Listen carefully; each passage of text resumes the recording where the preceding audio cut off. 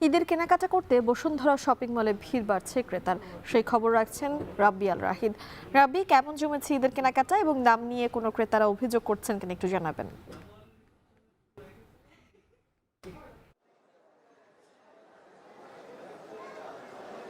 মিম, দেখছেন যে এই মুহূর্তে আমি রয়েছি রাজধানীর বসুন্ধরা সিটি কমপ্লেক্সে। বিশেষ করে ইফতারের পর বসুন্ধরা সিটি কমপ্লেক্সের কেনাকাটায় অনেকটা জমে উঠেছে। কেনাকাটায় ব্যস্ত সময় পার করছেন বিক্রেতারা এবং ক্রেতারাও। এখন আমরা যেই জায়গায় এখন দাঁড়িয়ে আছি এটা হলো ইজি ফ্যাশনের পেছনে।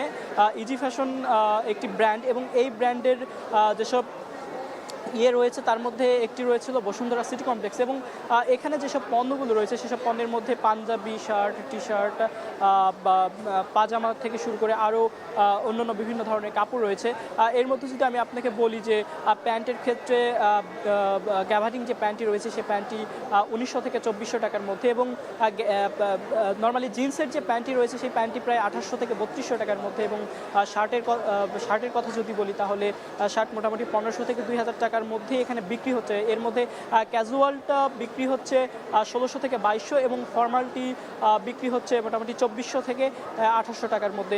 এছাড়া আমি যদি আপনাকে পুরো মার্কেটের যে পরিস্থিতি, বিশেষ করে বসুন্ধরা সিটি কমপ্লেক্সের নিচতলা থেকে শুরু করে উপর 8তলা পর্যন্ত প্রতিটি লেভেলে আলাদা আলাদা জায়গা রয়েছে। এর মধ্যে শাড়ি, মেয়েদের শাড়ি, থ্রি পিস থেকে শুরু করে বাচ্চাদের বিভিন্ন ধরনের পোশাক, তাদের জুতো এবং খেলনা এবং ইলেকট্রনিক্স নানা ধরনের পণ্য রয়েছে। তবে ঈদের সবথেকে বেশি চাহিদা রয়েছে জুতা এবং কাপড়ের। এবং এই যে আজকের কেনাকাটা এটি অনেকটাই জমে উঠেছে ঈদের 7 দিন বাকি থাকতে।